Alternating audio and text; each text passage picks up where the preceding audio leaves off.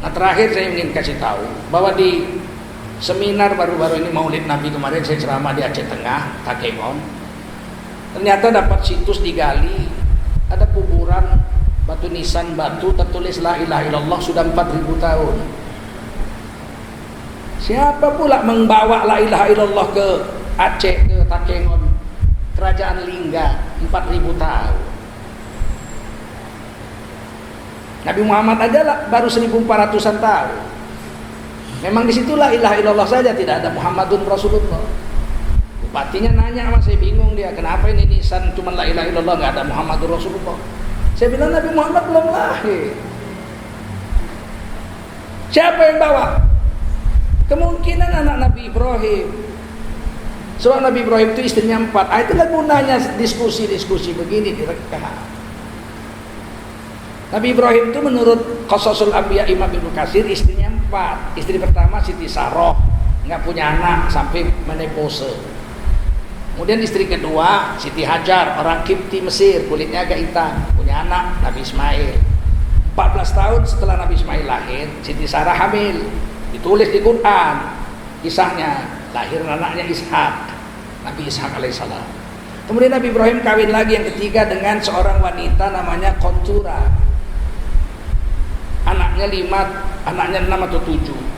Anak pertamanya tinggal di Jordania, namanya Madian, menghasilkan suku Madian.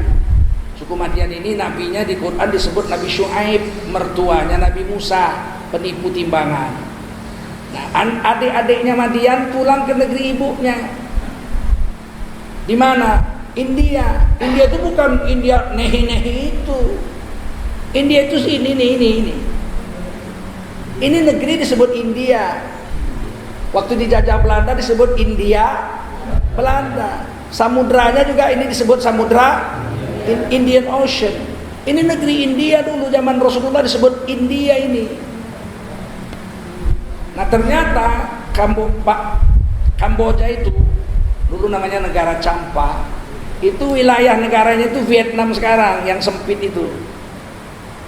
Vietnam. Di situ ada sebuah pelabuhan namanya Kontura. Kemungkinan Kontura itu orang Champa. Dari Kontura itulah. Kemudian kerajaan Kamboja ini, Champa ini diserbu Cina. Hancur kerajaan ini, turun ke bawah, orang Champanya turun ke bawah ke Kamboja sekarang. Sepertiga Kamboja itu suku Champa, 100% Islam.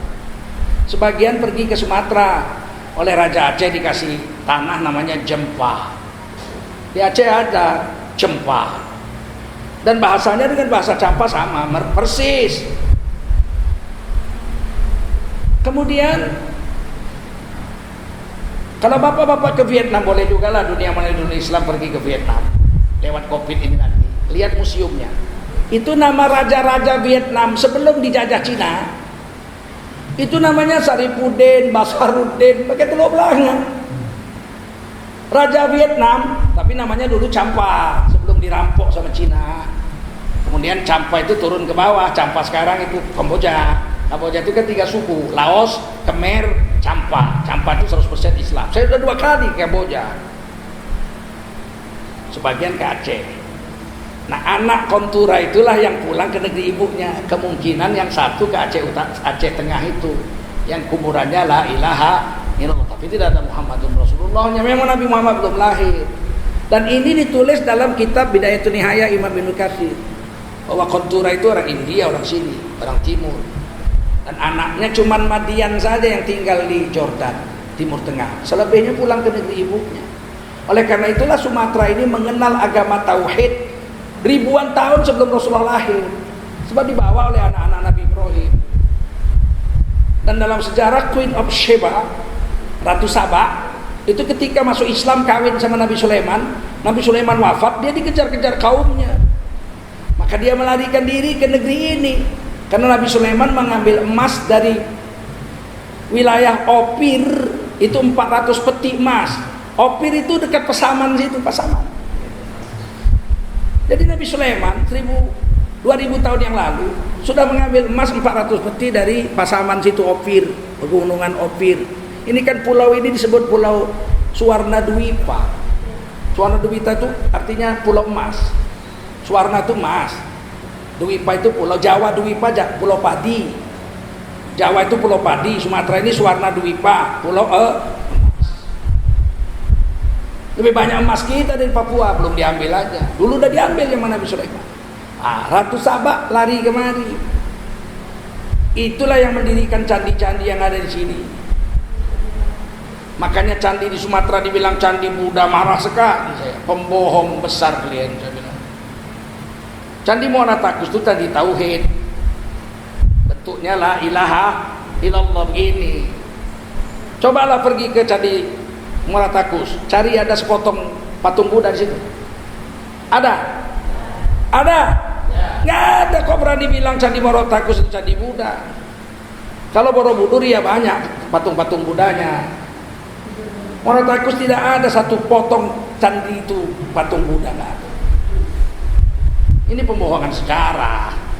Dibilang katanya tulisannya Sanskerta, pergi saya ke situ. Saya cari-cari, tidak ada. Saya kan tahu orang saya jurusan sastra kok. Cari-cari nggak ada. Ternyata tulisan di Muara Takus tulisan Aramaik. Waw, ha, lam, alif, hamzah, ya. Loh, itu bukan tulisan Sanskerta, itu tulisan Aramaik. Aramaik itu bahasanya Nabi Ibrahim. Dari Aramaik turun ke Nabi Ismail menjadi Arab, turun ke Nabi Ishak menjadi Hebrew, bahasa Ibrani. Induknya bahasa Aramaik. Tulisannya waw, ha, lam, alif, hamzah, ya. Beginilah Muara Takus. Dunia Melayu Indonesia. Makanya nggak ada orang Melayu agama Buddha, ada. Ketemu nggak orang Melayu agama Buddha? Jadi kok berani bilang Sumatera ini dulu dikuasai Buddha? Mana buktinya? Buddha pernah berkuasa di tanah Sumatera ini? Mana? Saya pergi ke Candi Portivi, Mendelik, Padang Lawas. Bentuknya la ilaha illallah juga. Sepotong pun candi Buddha nggak ada situ. Kok dibilang Candi Portivi itu candi Buddha? Saya pergi ke Muara Jambi, ada beberapa candi di sepotong pun nggak ada patung Buddha di situ. Kok dibilang candi Buddha? Ini tugas dunia Melayu, dunia Islam. Bapak bisa bekerja sama dengan Universitas Sumatera Utara, kan di sana ada jurusan sejarah. Mudah-mudahan lah sampai sini aja ceramah ini. Mudah-mudahan adalah hal-hal yang menarik, ya enggak? Kalau saya cerita agama udah biasa, tiap hari saya cerita agama.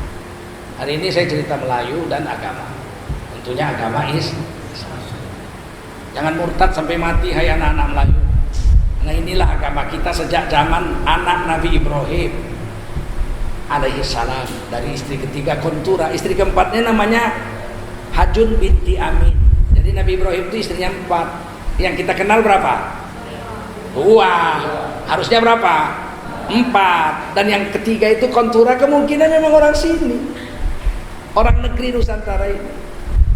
Maka tidak heran kalau Nusantara ini 90% Islam.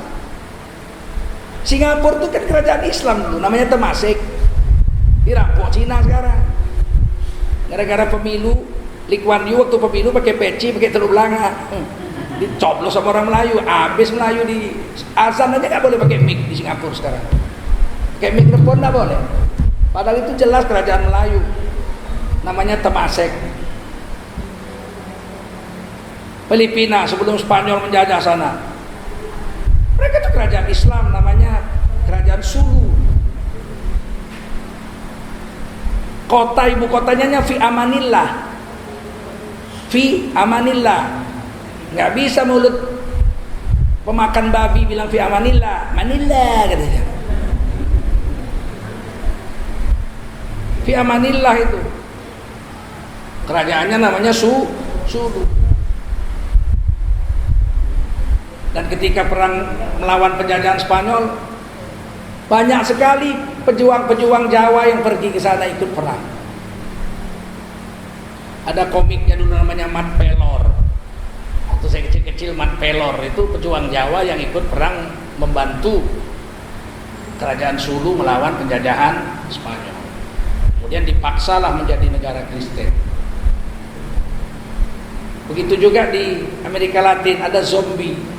Zombie itu bukan hantu. Zombie itu pahlawan Islam melawan penjajahan Spanyol. Malam-malam bergerianya. Pagi-pagi udah mati penjajah-penjajah Spanyol, maka disebut zombie, serangan zombie. Zombie itu pahlawan Islam. Di Brasilia, satu-satunya negara Amerika Latin yang berbahasa Portugis, tidak berbahasa Spanyol. Meksiko, Lima, Peru, semua kan bahasa Spanyol. Venezuela, semua bahasa Spanyol. Kenapa Brasilia bahasa Portugis? Karena mereka melawan Spanyol berperang. Budak-budak Afrika yang diculik dijadikan pekerja-pekerja perkebunan di Amerika Latin itu banyak orang Islam. Salah satunya adalah zombie yang melawan penjajahan Spanyol itu. Ini kan perlu diungkap ulang. Sama dengan Pattimura. Pattimura itu bukan Thomas Matulesi. Ternyata namanya Ahmad Lusi Pattimura. Pejuang Melayu itu. Karena di negeri Ambon itu ada satu kampung namanya Kampung Pattimura, mayoritas Islam di situ. Jadi orang Belanda ditulisnya ya Thomas Matulesi, padahal sebetulnya namanya Ahmad Lusi. Inilah saya pikir perlunya pertemuan ini dan perlunya dibentuk dunia Melayu Islam. Saya siap dengan kawan-kawan dari Fakultas Sastra USU untuk membantu diadakannya dialog-dialog. Sekarang kan nggak mahal, pakai Zoom aja Pak. Kami di Medan, Bapak di sini, pakai Zoom. Nggak mahal Pak. Semua kita punya laptop, Ustadz punya laptop juga ya kan. Bicara, kita buat satu tema, kita bicarakan, kita tulis, kita sebarkan di YouTube. Pembicaraan-pembicaraan tentang dunia Melayu, dunia Islam. Mudah-mudahan kita menjadi negeri yang baldatun, thayyibatun, waladun, ghafur. Terima kasih atas segala perhatian, mohon maaf atas segala kekurangan. Billahi taufik wal hidayah. Wassalamualaikum warahmatullahi wabarakatuh.